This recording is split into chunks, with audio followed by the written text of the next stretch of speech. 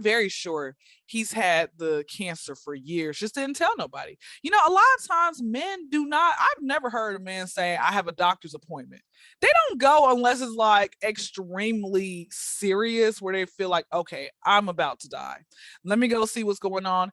And now by then they got like a day left of life. And I'm like, sir, you could have prevented all of this by going to the freaking doctor.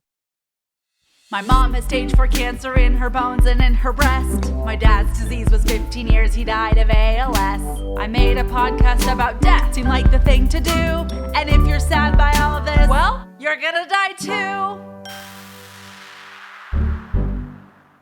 Today, we are speaking with Kyndra Crump. Kyndra is so funny. She's a comedian. She also has funny airport stories. This is a funny one. Get ready. We're talking about the loss of her dad to stage 4 prostate cancer when Kyndra was 23. She has 40 favorite films, and she says behind every no, there's a yes. Say what?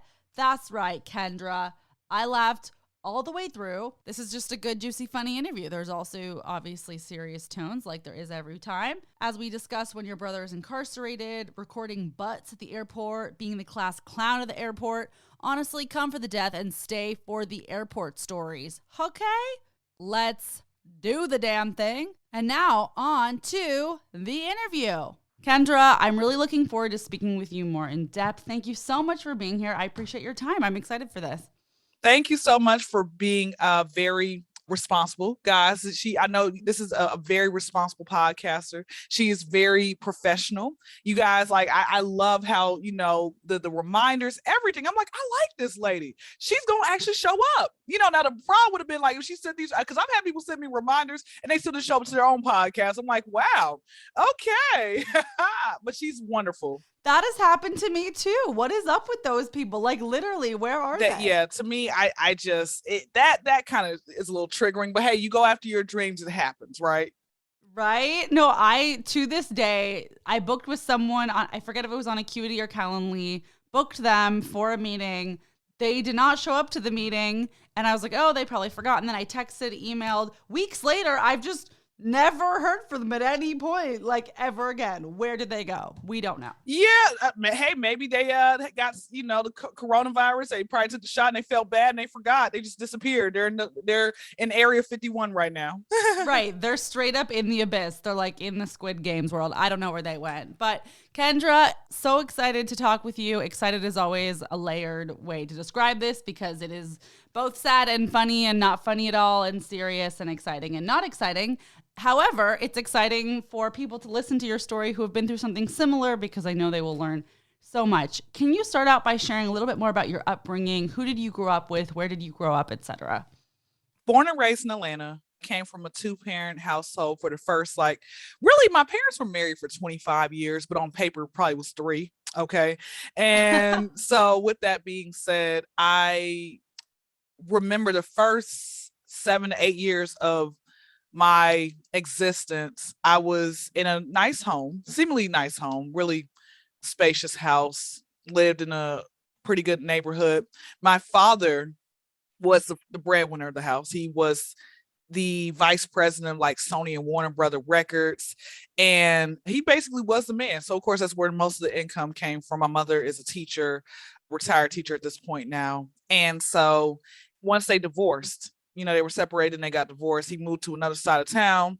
And so now it's just my mom's a single parent, dad's a weekend parent, right? And I'm like, oh, Dad, I want to come live with you because I didn't like my mom, you know, and everything else. But I realized as maturity kicked in, I realized that your parents do the best that they can.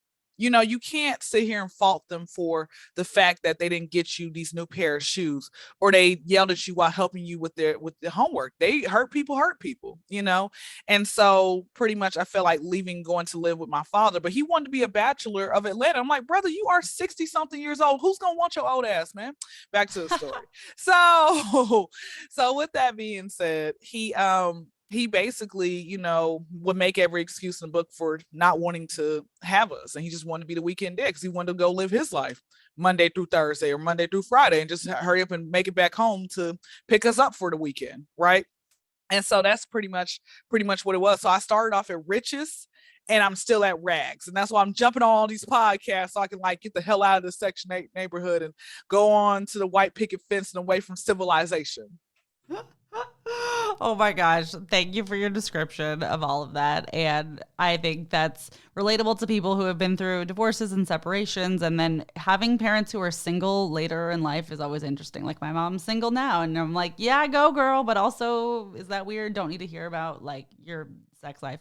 Oh wow. You I didn't know you were cool. So your mom is like that cool where y'all can talk, where she talks about her endeavors? It's a little one-sided. I cannot say that I share the same details, but she's like, you know, it was cool. And I've multiple times had to be like, hey, this is the part where we stop speaking about this, and I hang up immediately. Well, maybe now let me ask you something. Was it always like that when you were growing up, or as you became older, she started divulging a lot more unnecessary information? Older. In fairness, I was not an 8-year-old hearing about sex. Bless. But yeah, in my, 20s and stuff, she'd just be like, I'm older now, so I can tell you this. Oh, or I'm older now, excuse me. I guess we're both older. LOL. She's also on Silver Singles, you must know, the dating app for the young at heart. And it's just a lot of information. Okay, great. So after this, I'll ask what her information is, asking for a friend, see if I can get somebody to slide in her DM. All right, make sure she has a good picture on there, right? A pretty, okay, good, appeasing picture. All right, yes. Shout out to mom. Yes, shout out to all of that. So one question that I ask all of my guests is about their goldfish moment, which is the first time you thought about or conceptualized death in some way. For some people, it was a goldfish. Is there a moment from your childhood that comes to mind? Goldfish moment. Did your goldfish die? Goldfish moment. Did it make you cry? I remember my father, and this is a great question actually to ask. You're the only person I've ever came across, so shout out to you again. But I remember my father always would go to funerals, right? He would always go to funerals. Didn't understand. I was like, oh, I want to go to a funeral, because I thought it must be something there. Is there an after party? Like, what's going on? Are y'all dancing at the funeral? Like, are y'all fighting each other? I don't know. I thought it was like Fight Club and funerals or whatever. Some of them are, depends on what family you go, have. Back to the story. But no, that was my first goldfish moment. Just kind of realizing like, okay, death must be fun or something, because Dad's always there. Or it was, I don't want to die. Like, I wanted to go to heaven, but I didn't want to die, and I always kept thinking, like, how do I do that? I was afraid I was going to have a freak accident. And there have been times, I'm still, to this day, if I allow my mind to go deep into it, I'm like, what if like a plane just comes out of nowhere and just crashes and I get hit? Like, I think about that, something like, Kyndra, stop thinking like that. You will drive yourself crazy. But yeah, that's like the goldfish moment was my father, him always going to funerals. And I just wondered what that would be like, and everything else like that. That's interesting. You're like, yeah, what's the deal with this? Like, should I be doing this? Like, this seems cool. Did he talk about the funeral? Did he ever say where he was going? Did you know any of the people who had died? Or was it more just like a vague, this seems like he's generally always going moment? I never did know anybody personally because, my parents had me like at the AARP age. Okay. So I got some old parents. So, whoever they introduced me to, I was a small child, so I don't remember. But just more so, it was like the vague thing, like, okay, he's just going. I remember one time I was crying because I didn't want him to leave, and everything else. I probably was like 6 or 7. I'm like, don't leave, but he says, don't worry, I'll be back. It's funny how kids will cry for our parents when they're like leaving, and it might just be going to the store or they're going on a little vacation. But I was crying, and I mean, he did come back, but I don't know. Like, I remember that part, me just crying, for him. Mm-hmm. It's interesting the memories that we have in childhood that we do remember, and then there's so many that we don't. Like, why do we have these selective memories? Like that's the day of first grade that we remember, not the other days of the year. It's just like these one specific days and these certain moments that stand out, which I think is interesting. Of course. I don't know. That wasn't that interesting of a thing that I just said, but you know what? You're fine. You're fine. It's okay. As comedians, we'll say stuff like, okay, this ain't gonna be funny, but we just want to get off our chest. And you put it out there. You see what sticks, you see what doesn't. This is how you learn. We're writing our sets right now. We are, guys. We are. Yeah, this is our next type 5. Okay, can you walk us through the timeline of your dad's illness, what it was like when he first got diagnosed through his death? And I would love to hear, Yeah, I would love to hear more about that. Of course. My father has been sick. I didn't realize this until, a few years after or around certain times that he had to be hospitalized. In the 2000s, early 2000s, when my mother was still, married to him, she would always, if it wasn't for her, he would have been gone a long time ago. She was the one always taking him to the doctor and everything else. Now, I will tell you this, 2013, I remember him having to get like a triple gastric bypass because he had poor eating habits. He had this thing where gluttony. He was addicted to food. And so I remember him saying to me, and it took me a while to realize, like, if you don't eat all your food, it's okay. You can come back to it. Right. But he would say certain things like you need to eat all your food. And so I was becoming a glutton by choice, by trade. Right. But yeah, it was 2013. He had a triple gastric bypass and I was just very confused. Like, okay, what's going on? Why is it? What's happening? How are you not taking care of yourself? And he started taking care of himself. He started doing a lot better. I would say when it came to that, eating a lot more healthier and everything else. So when he got diagnosed, and I'm very sure he's had the cancer for years, just didn't tell nobody. A lot of times men do not, I've never heard a man say, I have a doctor's appointment. They don't go unless it's like extremely serious where they feel like, okay, I'm about to die. Let me go see what's going on. And now by then they got like a day left of life. And I'm like, sir, you could have prevented all of this by going to the freaking doctor. So I remember it was 2016. I was in college, my junior year of college, and I had to like stay out for a couple years because it's like college is expensive. But I remember 2016, my brother was incarcerated at the time. And I just happened to look on the documents my mother had printed out, was typing up to give to the warden to see about an early release for him. And I remember reading it and I just felt so sick to my stomach. And it was an accident. And I just felt sick and I'm like, wow, okay, where do I go from here? Why did he not tell me? Why did nobody else tell me? Why? What's this big secret type of thing, right? And I just was very much in a dump that entire day. And me, I'm a happy-go-lucky person. I mean, I've dealt with different depressions in my life, but I just use comedy as an outlet to get over it, to not think about it or so.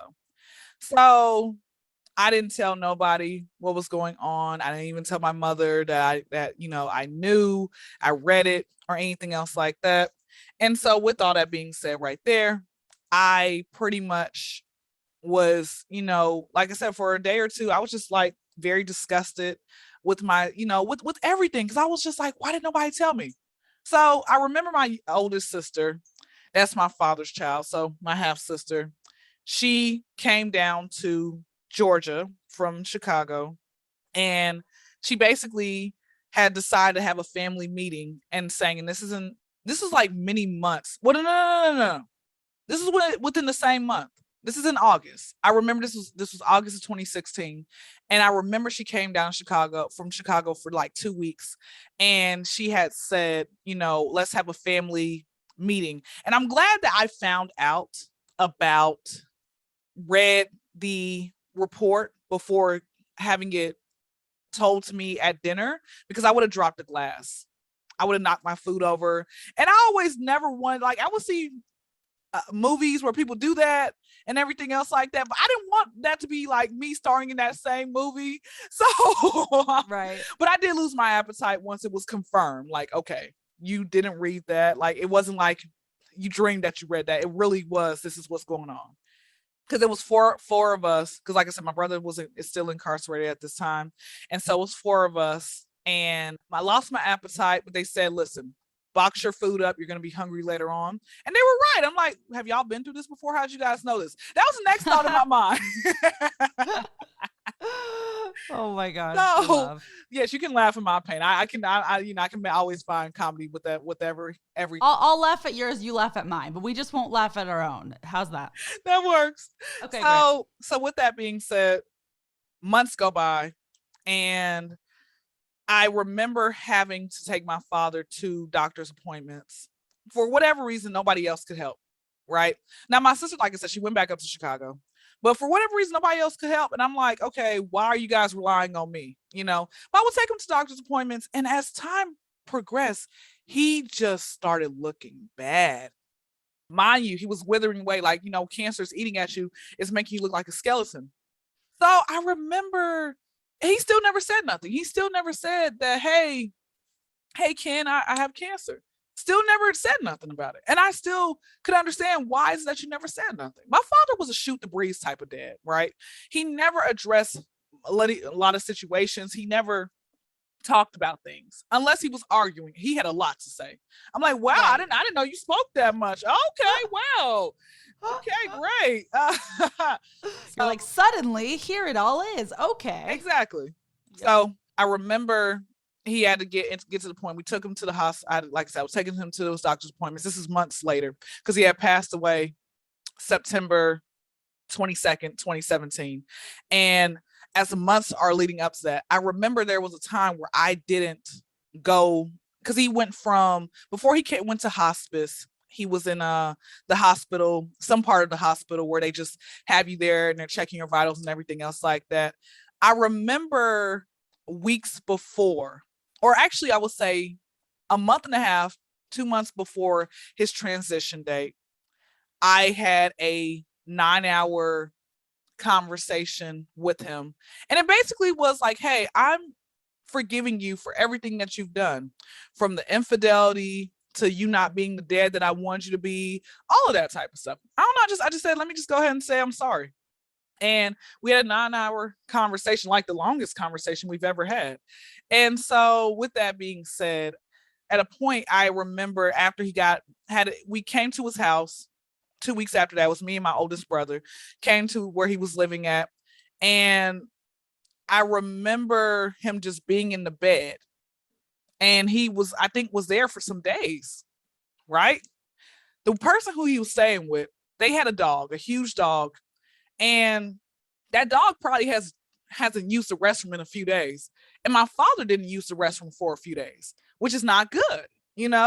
So of course we took the dog out. We tried to help. I had to feed my father. And I'm thinking to myself, if I ever get to this point where somebody has to feed me and I cannot use the restroom, I just want to go. This is a horrible way of living right now. But I remember how I was feeding him and he told me to slow down, but I'm like, I never had to feed an adult before, so I wasn't sure what to do in that instance, right? But we had to hospitalize him, and I remember not visiting him for a couple of weeks. The reason I didn't visit him was because I did not want to have my last memory of my father like that.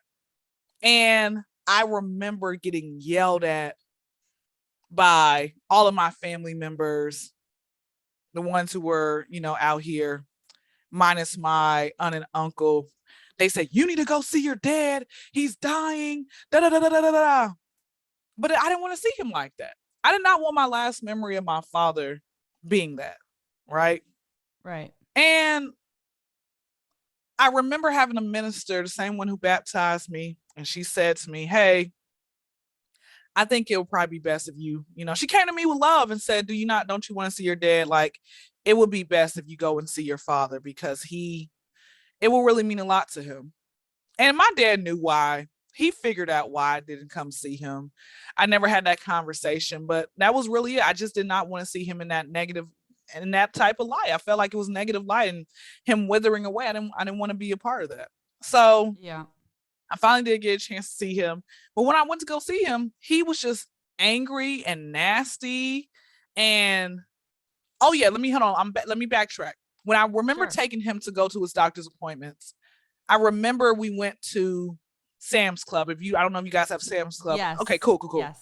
I remember taking him to go to Sam's Club to go get his medicine. And he was in the motorized cart yelling at the pharmacy girl. Girl had to be like 18, 19. He's yelling at her, and I'm like apologizing with my eyes, like, I'm so sorry, the man is sick. Like yelling Yeah. at the girl. And I'm like, I did Right. not, I said, is this why you guys dropped him on me? Y'all didn't want to deal with this? I have to be the one to deal with this, like an angry black Yeah. man. We're already stereotyped as black people as is. Okay, I don't need any more stereotypes. Okay. And you were young too, right? At the time, you were what? Like you were 20 or 21, so? 22. 21. Uh-huh. Okay. That's young as well. I know. And I'm like, looking at her like, I'm so sorry. Like, he's sick. Yeah. And so when I went to go visit him in the hospital, I remember telling him about my dreams. I'm like, oh, I want to get married here. And he's just like, that's not going to happen. He was so freaking nasty and rude to me. And it took everything in me for me not to go off on my own father. And I'm glad I didn't, because again, hurt people. He's sick. He's dying. Yeah. He honestly, like I said, I think he could have prevented this years back, but he was prideful. Once they told him, sir, you have cancer, he just acted like the doctor didn't know what he was talking about. He just, left the office, and years later it got out of control type of thing, right? Was he diagnosed with stage 4 prostate cancer originally, or was it perhaps an earlier stage? Earlier stage, like stage 1. Okay. Mm-hmm. So with that being said, he definitely was just so nasty. He made his own sister cry one day. She was trying to help him. He said some nasty words to her. He made her cry. I remember it got to a point where he had to actually have people change him. Like literally, he could not wipe his own behind anymore. And it was like brutal. And that's why I said, man, I wouldn't wish that on nobody, like, or anything else like that. So Yeah. has to get transferred out of that hospital because they said, look, he's dying and there's nothing else we can do for him. He has to go to hospice. I did not know what hospice was at the time. I thought hospice was at home help and you have a nurse come and take care of you.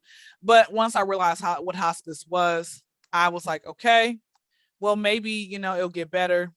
I remember visiting him the day of, and he was like, you can just tell he was just out of it, coughing, spitting up, and I was about to walk out, but I said, Kyndra, just stay with him and stay with him until you can. And I had a break from school. I had like a 2-hour block from school.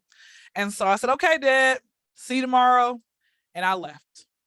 I get home that night, like 1:00 in the morning, and I go to bed. I get a text the next day from my aunt. And she says, Kyndra, I'm so sorry to hear about your father. I said, it's okay. He'll pull through. He'll definitely, make it and everything else. I'm actually about to go see him today. She says, but he's not here no more. I said, what do you mean he's not here? Kyndra, you didn't know about your father? I said, no, what, he's dead? It's like, oh my gosh, I didn't mean to break it to you like this. I thought you knew. And I'm like, oh, okay. So I go to my mom's room and I said to my mom, oh, Dad died?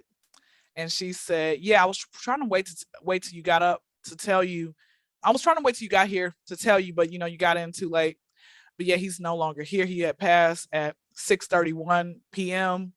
And he's no longer here. I said, okay. So it was at work. And I'm glad my mom has enough common sense to not call me while I was at work, and say, hey, your dad passed away. Because I would have questioned her judgment, like, you're no longer my mom no more. I'm denouncing you as my mother. Because I'm glad they did that. And so I remember having multiple outings to go to that day, like from one party to the next, this particular Saturday. And I said, she's like, are you going to be okay? Do you want to drop out of school? And I'm like, no, because I don't think he would want me to just sit here and rot in the corner and collect dust. Life still goes on.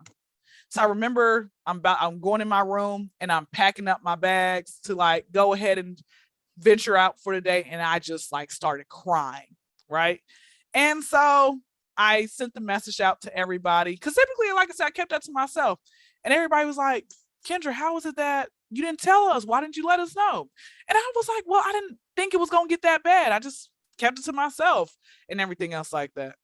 So with that being said, I remember and this is when I realized for sure, you people are really going to be your friends until life happens.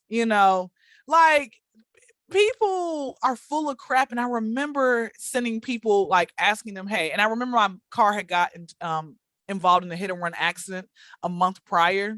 And I was like, I need some money to see if they can help me. And I remember sending out a message to like probably 100 different people saying, hey, this would be the perfect time. If you can help me, I'll take a few dollars if you can.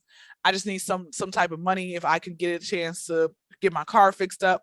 A lot of people just left me on red. A lot of people never spoke back to me. A lot of people after he had passed, they would tell me, hey, I'm sorry for your loss. But a few days later, I never heard back from them again. Or weeks later, I'm like, guys, I'm still grieving over here. Can someone check up on me?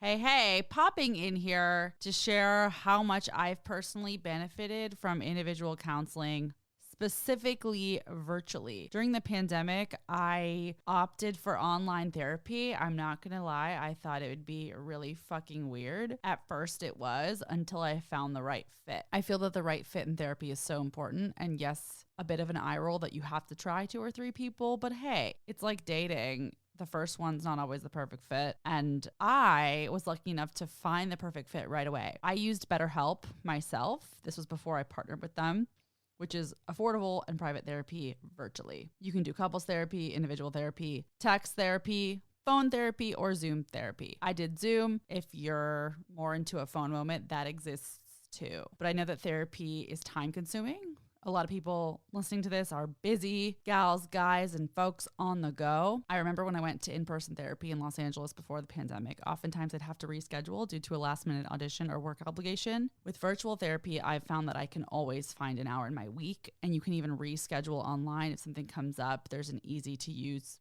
platform similarly to Calendly or Acuity where you just pick your own times. I feel like you guys have heard me mention the benefits of therapy time and time again. So I'll try not to repeat myself too much, but just truly, when I lost my dad, there was so much going on. I never went to therapy until years later when my mom was diagnosed, and I only wish that I had gone sooner. Now going through a breakup, I'm in a very vulnerable place and I need regular support from a licensed professional. My friends and family have been awesome, but it's beyond what they can provide, in my opinion, due to how much heartache I'm going through regarding this grief. So if you'd like 10% off your first month, you can try it at betterhelp.com/DOL, as in dying of laughter. So the letter D is in dog, O is in ostrich, L is in love ya.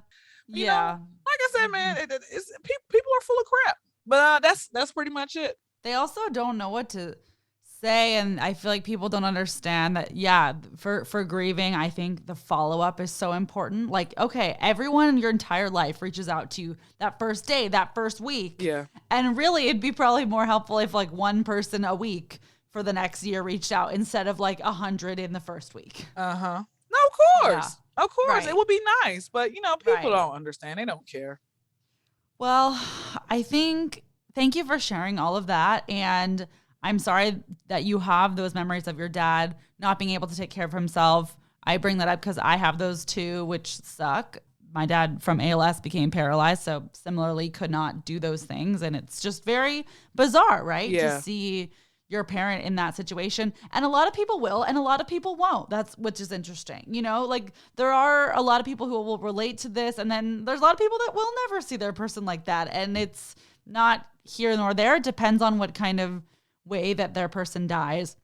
I'm looking forward to talking about your comedy, but before we go there, I want to ask, what has been the most surprising aspect of your grief? Is there something that's been particularly challenging, or has there been something that's been particularly uplifting in a way you didn't expect? The only thing that's surprising is I was told that at some point it's going to hit you where you just start crying out of nowhere. It never hit me. And I think it's because I didn't have, like, for the first few days I cried, but it never hit me because I never had that great relationship with him. It never hit me. So, and that's like 4 years ago, and it still hasn't hit me, and everything else like that. I think that's the most surprising thing about my grief. Right. I love that you said that. Thank you for your honesty, because of course there are people who feel that, and we all grieve differently. And the fact that you say that about your relationship is so helpful to hear, especially for those who might feel guilt or shame or confusion around not having the certain kind of emotions that you'd think. Even just one interesting, quick example I'm just going to share is I was at my boyfriend's grandfather died this weekend. He was in his 80s.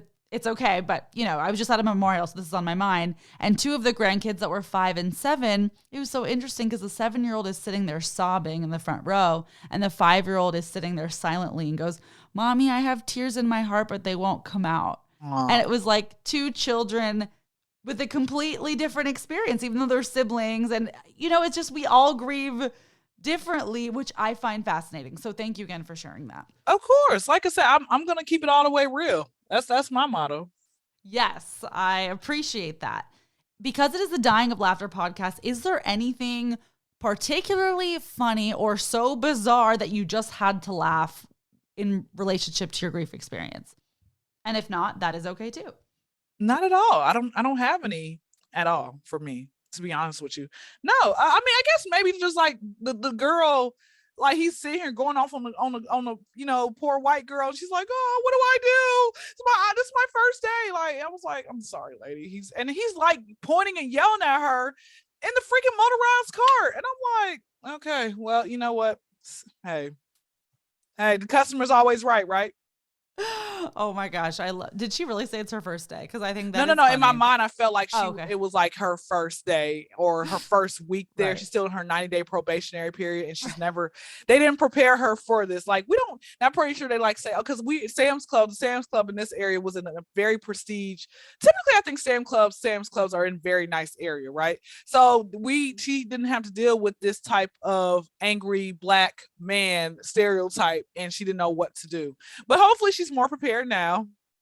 Yeah, she learned something that day, okay? Character building, right?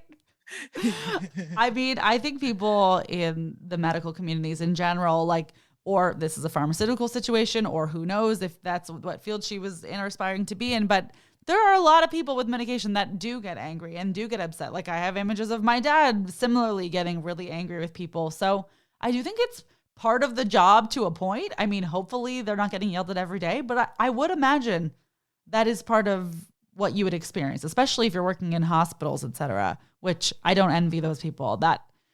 It sounds very challenging. I would rather just talk about it on stage than actually do that. But thank you for the people that do that and our frontline workers. They are wonderful. Exactly. What would you like other people to know about grief within the Black community specifically? Again, I know you don't speak for everyone, but is there something that you would like to add there? And if not, that's okay too. I honestly believe, and you know what? I want to give a shout out to you for saying, "Hey, it's okay not to speak on that." I love it.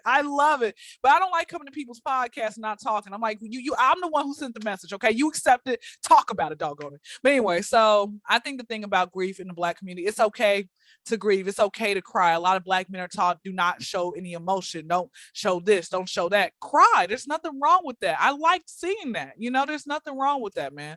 I definitely feel that we as a whole, it's okay to talk, because a lot of can stem from mental illness, or mental illness can be connected with the grief, and you can talk about these things. Don't sweep stuff underneath the rug. Don't wait to have a party, or some type of way till the funeral happens and we're all coming together. No, we need to come together as a whole and figure out how we can actively get, work together. That's how I feel about that. That's my advice.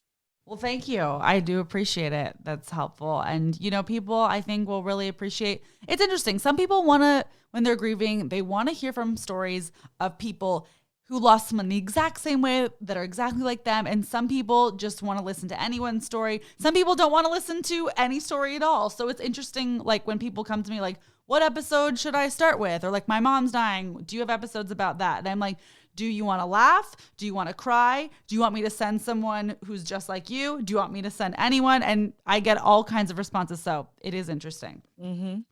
I would love to talk about your comedy. Let's do I would love to hear how you incorporate comedy with grief, if at all. Have you ever addressed this death on stage?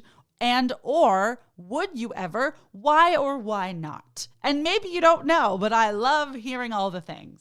All right, so my ADHD kicked in, so I'm gonna try to answer your questions at the most I can remember. Okay, let's go. I also just asked 7 instead of 1. That was a full cop out on my end. So good luck. So I made jokes where I said, my mother. I said, man, you guys gotta take men off child support. I said, my father died still owing child support. Take them off. That's what I say. That's typically my That's little funny. running joke. And my mom tells me stop telling that joke because she said she took him off. I'm like, Mom, please. You should asking for money. Stop that. Back to the story. I don't mind talking about this, man. Yeah. When it comes to my comedy, I think with comedy you can talk about whatever. I think I incorporate like laughter is the best medicine. You laugh to keep from crying, and you always trying to find the funny in everything if you can. It's never a dull moment in my life and stuff like that, And so with that being said, there are things that my father said that I'd laugh and I'm like, my father did this or said that I thought was funny and everything else like that, So I definitely feel like there's nothing wrong with talking about it. I feel like, I can talk about it on stage. And I said, maybe for my next stand-up, I can incorporate it into it, but I got to figure out, like I had it in my head, but I was under it, and I was in the clouds with Snoop Dogg. So like I was literally clowning, but I'm like, bro, what did I say? I should have had the recorder on and I should have started going from there. But I was tired, so I'm in bed. Back to the story. So yes, I can talk about it. I definitely think that it's okay, to talk about it and everything else like that. I think it's cool that you do mention it. It's interesting because I talk about my death in my stand-up, or not my death. Well, that's a whole other story. Maybe Lord. A funeral planning party. Let's discuss. No, I talk about my dad's death in my stand-up, but it's interesting because it depends on the day and the crowd and if I feel like going there, and also my set time. So for like, if I have a super short set, if I'm jumping into my dad and blah, blah, blah, it's like, whoa, this is like too much. But if the set's a little bit longer, if I'm fortunate enough to have a little bit of a longer set, like I like to show there's some depth here because I do open with like Instagram stuff and millennial stuff and like blah, blah, blah, blah, bloops. But it's like, no, bitch, I'm reeling you in with that. But like, I have been through some things too. So if I don't, then it's just like, okay. I think it's more interesting to me when I do talk about it, but I have to see what the audience is feeling that day. For you, when you have a longer set, is that something that you feel as well? Like you can go into more depth when you talk for a longer time? I'll just fly off the handle. Well, I'll just say whatever and hope people laugh. And that's pretty much it. That's how I do it. Yes. I love. Can you share a little bit more about your stand-up? Like what kinds of things are you talking about? I know that's a weird question because you're probably like everything, but are there a few things in particular that you find yourself most drawn to when it comes to comedic topics? I talk about men and I talk about the birds and the bees. I tell people that I am the Missy Elliott of comedy because, Missy Elliott is a lesbian, but she talked about having, doing stuff with men. I'm a virgin. My throat's not, but my cat is. And so I talk about a lot of sexual stuff. And so, yes, I'm the Missy Elliott of comedy. And so I'll talk about that. I'll talk about relationships, and that's really about it for now. I've done like 4 stand-up shows. Everything else, like, I perform everywhere else, like on podcasts, at the grocery store, at the bank, wherever. I talk to my cat and I'm like, tell me if I did good. She wags her tail. So I don't know if that means I did good or not, but she's entertained. Nice. That's awesome. Well, congrats on the 4 shows. That's pretty cool. Is it something you feel like you'd want to do more of in Atlanta? I can. That's places that are in like a 5-mile radius or less. That's not too far. Yeah. The only issue is that they like one of the places that's like not too far from me. The security guard was like, "Oh, it's $5 to get in." I'm like, "Sir, you're trying to hit on me, okay? If you want me to do anything with you, better make it free, and you better buy me some food as well." And then the DJ, I'm gonna talk about them on Wednesday. When I go up there on Wednesday, I'm gonna talk about both of them, and everything else. I'm like, it's so funny how all you men want to sit here and try to, get your freak on with me, but you can't even do something like buy me some food. Everybody keeps talking about how good this food is, but I have yet to try it because none of you guys who want to try, get your freak on with me, get your kids shooter out and shoot up inside me, want to actually buy me the food. Now, guess what's going to happen, guys? They're going to buy me the food and think that they still going to, get a tip. Ha ha, made you lick. That's pretty much what I'm going to say. I love this tangent. LOL. No, you're so right. The way to a girl's heart is through her stomach, they say. And you know what? And give me some money. You try to make me actually pay to get in. I'm doing a stand-up special. I'm the main act. What am I paying for? Right. Come on now. Right. I know. Stand-up. Stand-up, it's weird. I feel like, entertainment in general is competitive and has its flaws. But I'm in different sides of the business, like traditional acting versus stand-up versus podcasting, blah, blah, blah. And I have to say that stand-up seems to still be the most old-fashioned and the least amount of ROI in some senses, like pays very, very low, even when you're doing a big show. Like, I hope that the stand-up community can shift and start paying comics more regularly. You can't pay everyone just right off the gate, but you know what I mean? Like, you can have your stand-up special and get paid a ton, but a lot of shows, even like big shows, people get paid very little, and I hope that can change. It's a pimp hoe game out here, and y'all need to start beating the pimps and start letting these people, be you beating the hoe, man. Like, that's that. But that's why I said, man, I do this just as a hobby. If I get paid or if I don't, that's pretty much what it comes down to. And it can be payment in ways of gaining more followers. Like, I, at my job, I work at the airport, so I'm consistently seeing a bunch of stuff. So I come across people, I make them laugh. They say, hey, what is your YouTube information? I'm going to subscribe. What's your Instagram? They follow me off something. That works. Yeah. I'll do that. Yeah. I love that. And you're so right. And I will just preface that, yes, I also do it for free often. And I think that's the beauty of this hobby, profession, etc. is it's so cool to have something that you're so obsessed with and passionate about that, like, it's worth it. Whereas other people spend their whole lives not really ever finding something that they're that excited by. And you are right. Having more followers, there are other ways that it does pay off. What is it like working at the airport? Are there comedic things that you see and bring into your stand-up? Oh, yes. I want everybody to, go watch my IG stories, but do not be no ghost watcher, because what happens is I hit the hide your story from this follower. Okay. And you will never see it again. I need you to actually follow to see the greatness. But when I record, I'm like, bro, like, ghost followers, man, like, should be banned. Like they have all these IG models. People hype that up, but you got ghost followers and you got the trade Forex and all that other type of crap.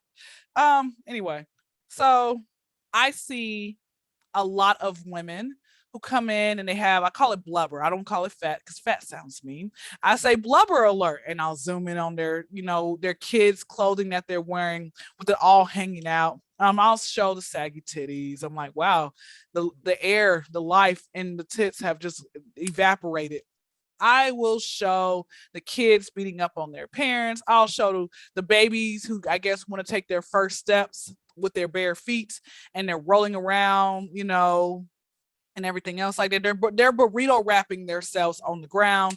I will show oh my gosh, the LeBron James hairlines or the braids that start back. People are like, do you have like a camera in your glasses? Like, you actually have these people like up front of your face and you're recording them and they don't know.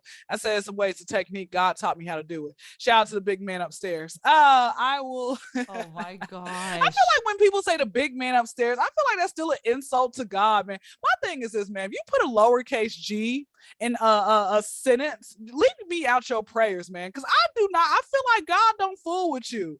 Back to the story. Then people are like, man, you so judgy. Sir, have some respect for the man, okay? I remember one time I met up with one of my followers when I was in California, came out to Cali back in May.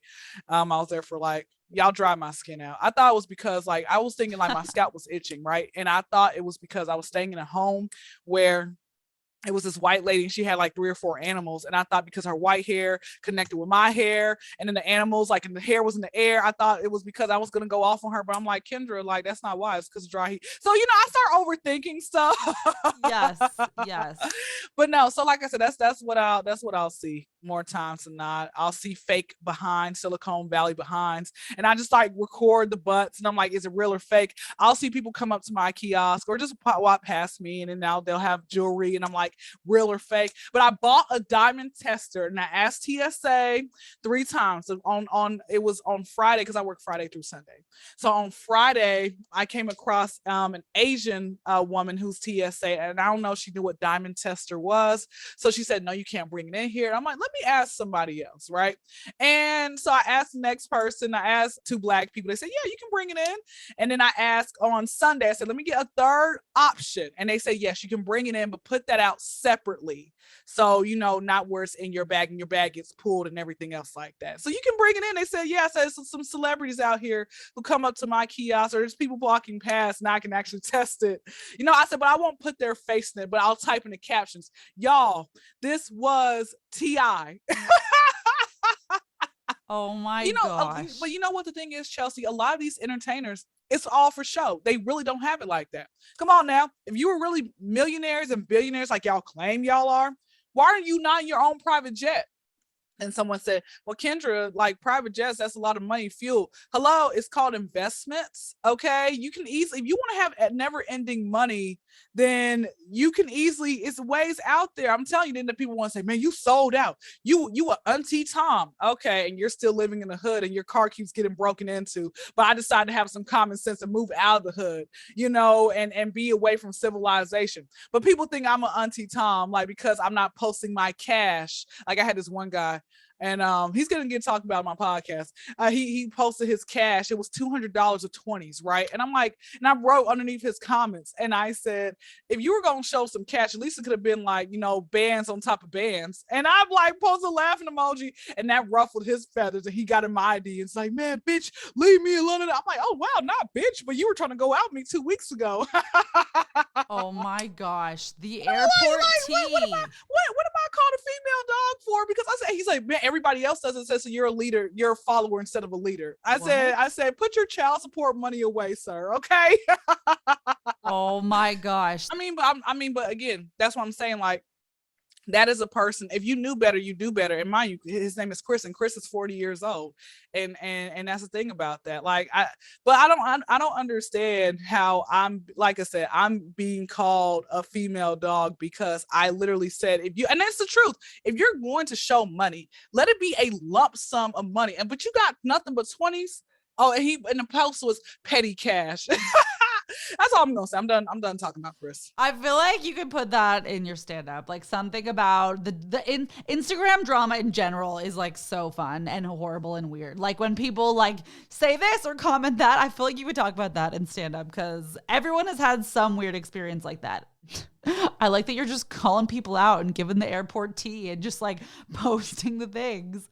Like, how? And I don't, and I'll show back fat. And then somebody, of course people are going to have an issue with that. Has anyone ever gotten mad or like noticed you filming them and been like, what the heck?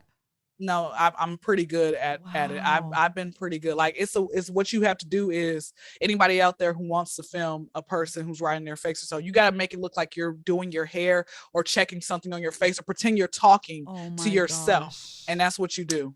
Oh, and my gosh. They'll distract. Do your bosses know, or like, do your coworkers like know you as like, are you like the class clown of the airport? Like, I feel like this is I had to leave the restaurant because I was gonna mollywop some folks up in there, because it's like, what is mollywop?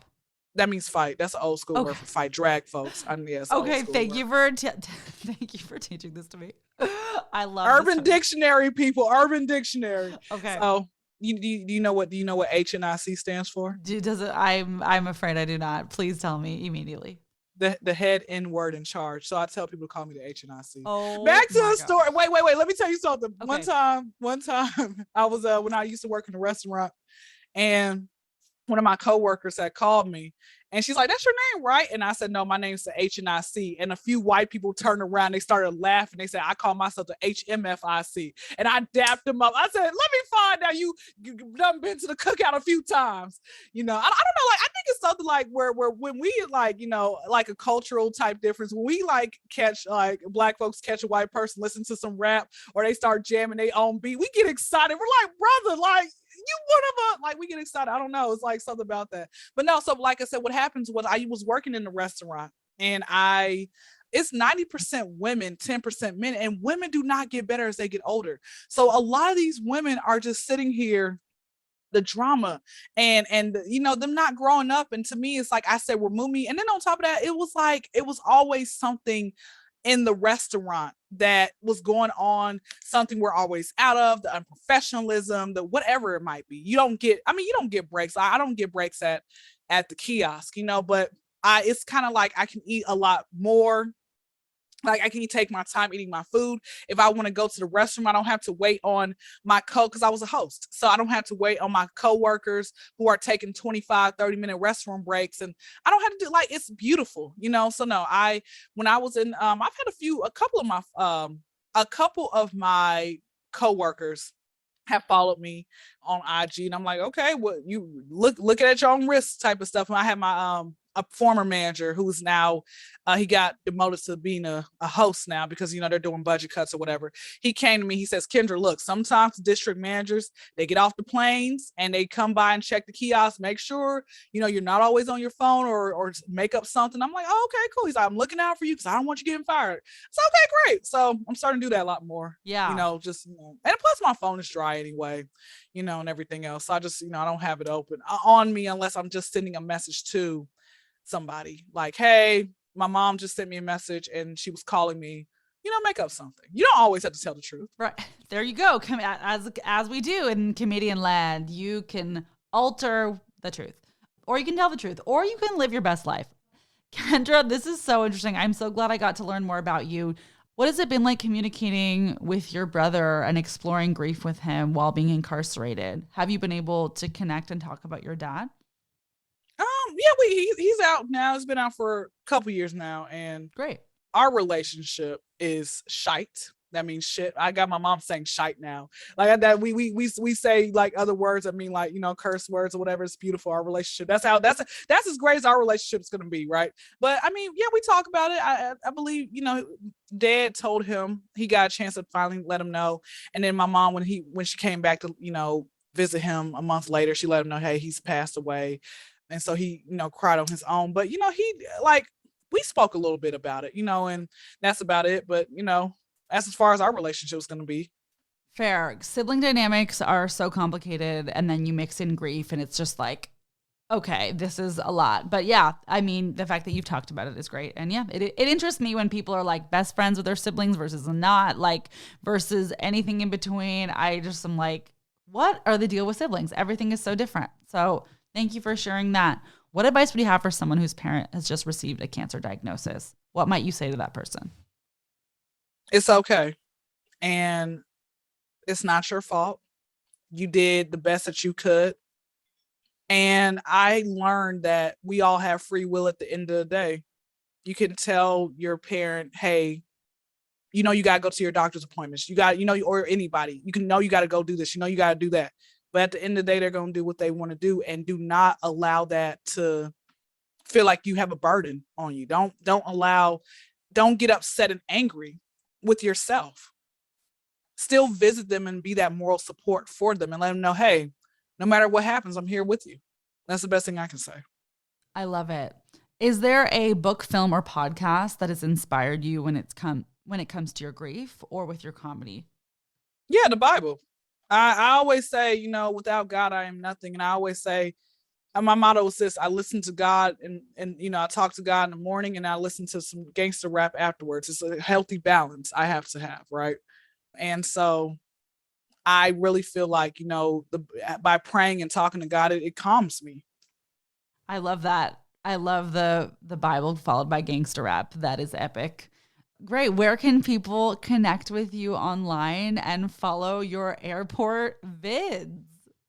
Well, first off, y'all can follow me on the, see me at the corner. I'm there, at the corner, preaching out the good word. That's what I'm doing on the corner. The whole days are over. Back to the story, because I wasn't a good prostitute. So Instagram is the Kyndra Crump Show. So the is in the KYNDRA CRUM is a Mary Peace and Paul show. Not with no money sign, not no fake ass ASAP Rocky. Okay. SHOW people. My YouTube is Kyndra Crump, KYNDRA CRUMP. Please put a space between Kyndra and Crump, because a lot of y'all wheels on y'all's bus don't go round and round. Sorry to tell you that. And that's it. And please do not be a ghost follower. Y'all, my podcast, the Kyndra Crump Show podcast, I talk about whatever. You are more than welcome to come on at any time, Chelsea. It's at 9:00 p.m. Eastern Standard Time. So you get some rest. You must be a morning person, because kudos to you, because I can't do it, honey. I promise you I cannot. Back to the story. But yes, any Friday nights at 9:00 p.m. Eastern Standard Time, you want to join, you are more than welcome. And we have fun. We have a segment called What Would You Like to Ban? BAN. For example, I want to ban people who park over the line. So you think of one thing, do not tell me what it is, write it down, and when you're ready to come on, you let me know and you will come on. That is awesome. Oh my gosh, what would you ban? I can only imagine the things that people are saying. I have to think of something good for that. Kyndra, this was so cool. Thank you for coming and for sharing your story, the good, bad, the ugly, the awesome, everything in between. crushing those vids and the ATL comedy. So thank you again for being here. Thank you so much for having me. Yodo, you only die once.